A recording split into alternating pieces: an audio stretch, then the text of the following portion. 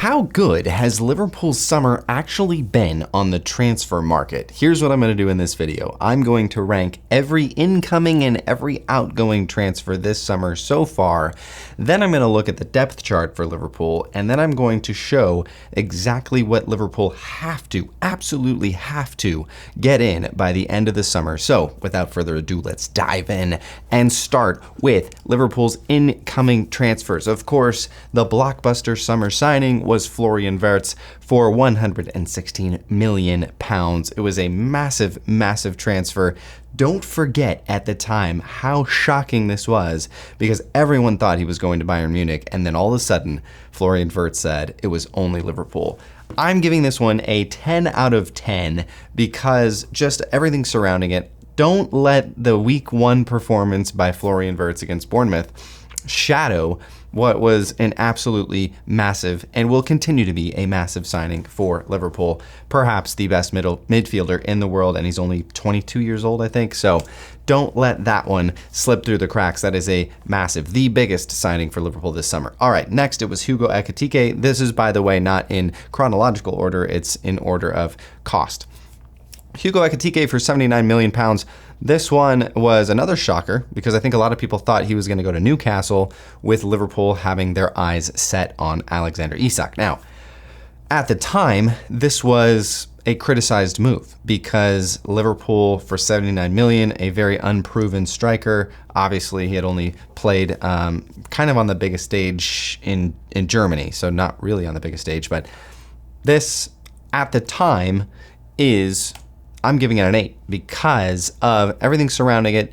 I think this could turn into a 10 because I think Ekitike is absolutely fantastic, but I'm not just going to judge it based on one game, which I think Hugo Ekitike has looked incredible. By the way, I am ranking these all on as if the transfer window were to close today.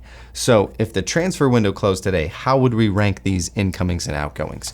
All right, next up, it's Milos Kerkez. This is a PFA Team of the Year left back. He was the best left back in England last season. Liverpool secured his services for $40 million, which I think is a fantastic piece of business considering this guy's age. He is super young, he is super fit, and I think he's the perfect fit for arneslot. I think he's going to grow into this position. I think left back in arneslot's system is a very difficult position to play. We saw that with Andy Robertson last season, but I think Milos Kerkez is going to be a fantastic player. And at the time when we signed Milos Kerkez, it seemed like the most probable move and the most it just made so much sense. So I'm giving this one a 9 out of 10 because I think Milos Kerkez is a fantastic signing for Liverpool. Filled perhaps their biggest need at left back from last season. Next up, it's Jeremy Frimpong. This one, again, was like kind of one of those signings where it was like Frimpong had a great season or 2 seasons in a row. He's a flashy player. And with the rumors of Trent Alexander-Arnold leaving for Real Madrid, this one was another one where it just kind of made sense.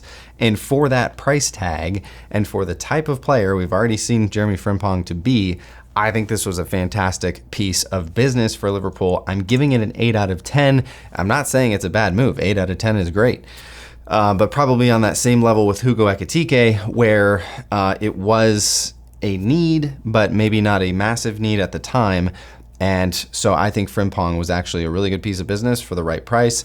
And we just hope he can stay healthy at Liverpool. Next up, it's Giorgio Mamardashvili for $29 million. This one obviously was secured last summer, but officially now he's part of the team.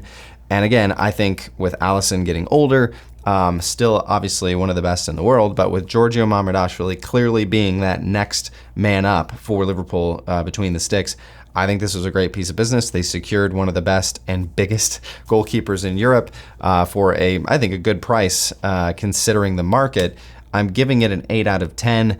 You could make an argument that this was a really good signing. It just wasn't, it didn't seem like at the time, like, really, do we need another goalkeeper? We've got Queben Kelleher. We've got some good young goalkeepers in the system, but clearly Arneslot, Richard Hughes, they wanted to bring this guy in to be Alisson Becker's understudy and the next man to take that role. All right, then it was Giovanni Leone. This was Liverpool's latest signing in the summer so far for $26 million. I think this kid is going to be fantastic. Obviously, as an 18-year-old center back, I don't think we're going to see a whole lot of him this season, especially in the biggest games. But this kid seems like he's got what it takes. 6'5", powerful, good on the ball, really, really controlled in his body and placement.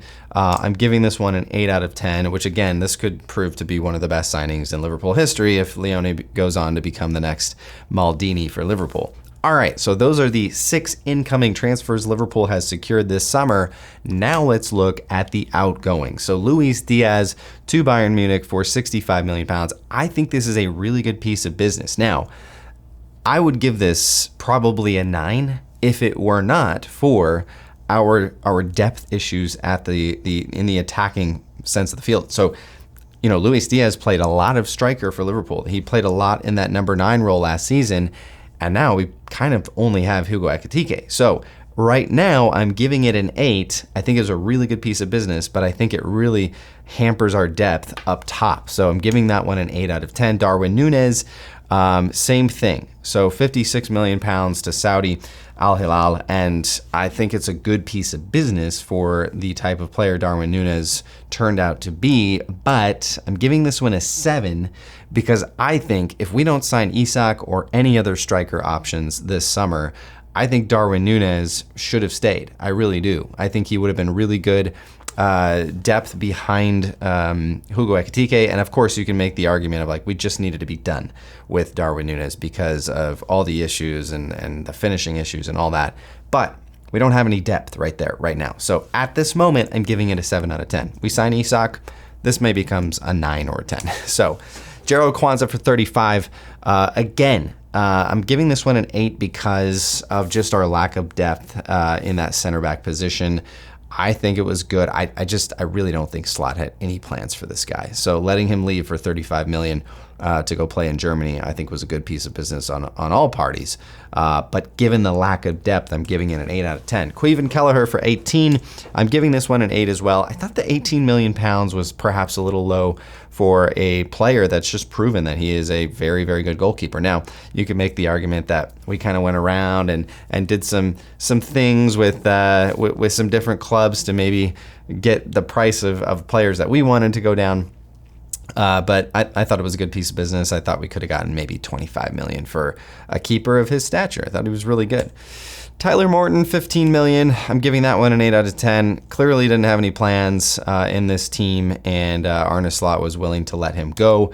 And then the 10 million pound transfer of Trent Alexander-Arnold. I gotta be honest, guys, at the time this one hurt, right? Because one of our best, probably the best ever right back in Liverpool's history, willing to leave on a free to go to Real Madrid. Now, I think what we saw last season from Trent under Arneslot and now what we're seeing with him at Real Madrid, I think this was a really good piece of business. Should we have gotten more for him? Yeah, I think so. But the fact that he was willing to leave on a free, kind of hamstringing the team, and then we got 10 million for a player that I think we're better off without. I really, really do. Like Trent's defending last season, I don't think we could have done that again this season. That would have been really, really tough. I'm giving it a 9 out of 10, okay? You might disagree with that. Get your comments in below. Let's move on now to Liverpool's depth chart. Let's see where these gaps are. We have some gaps. Let's find out. So I think we're set at the goalkeeper department. Obviously, if Alisson goes down, Georgia Mamardashvili in that position does worry me just from a control standpoint.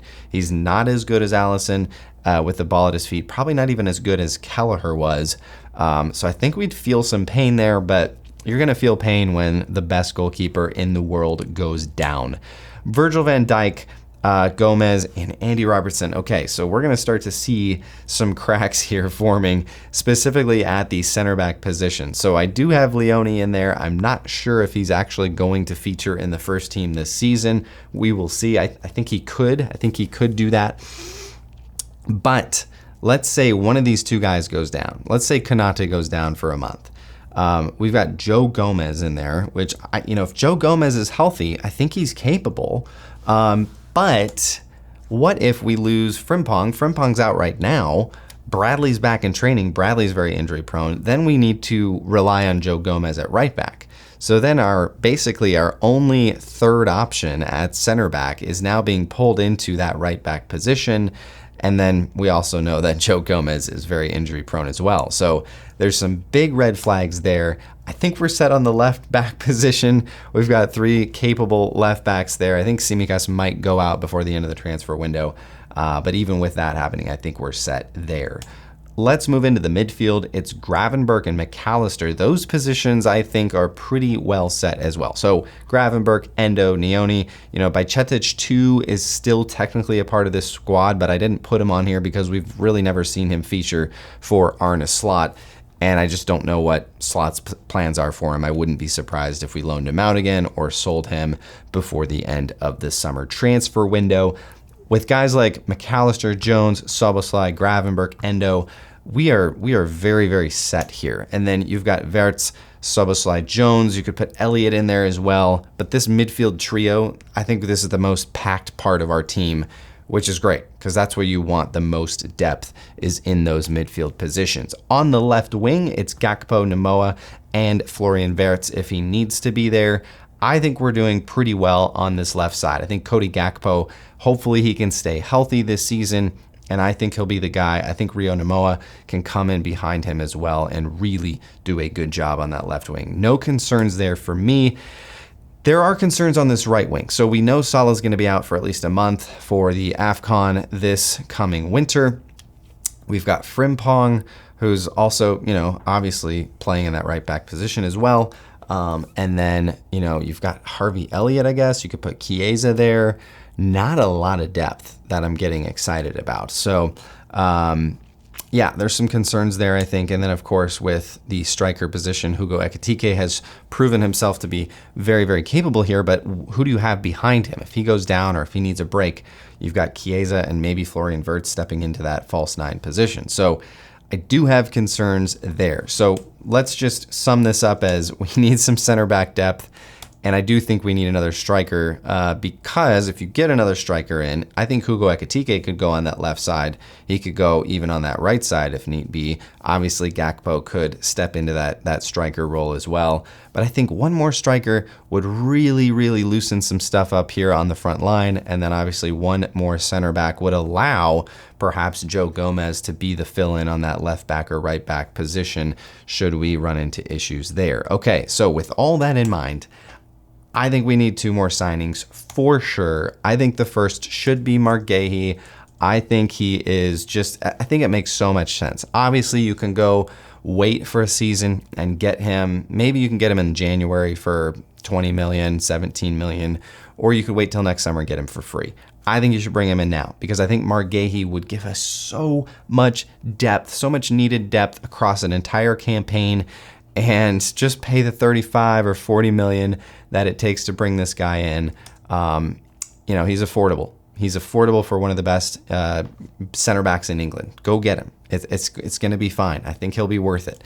The next one is Alexander Isak. I think this has to happen, and I think it will happen because when you look at everything that's transpired this summer, I think Alexander Isak has made it very, very clear that he is not willing to play for Newcastle. I think there's been some broken trust there, and I think Liverpool just need to swoop in and do whatever it takes to get this deal done. These 2 guys right here would solve, I think, every problem that this current squad has. You put Alexander Isak up top.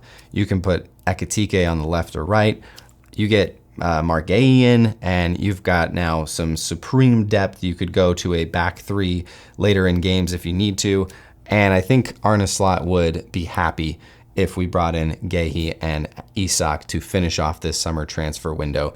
Don't forget as well, I didn't mention this earlier on, we are still missing the massive, massive weight of Diogo Jota. That is one, obviously, that we did not plan for. Disaster struck, and we are now feeling that, right? If Diogo Jota was a part of this squad, Alexander Isak might not be necessary. Another striker might not be necessary. So that's a huge weight on this team as well. So anyways, let me know what you think in the comments. Get them in below, guys. As always, up the range.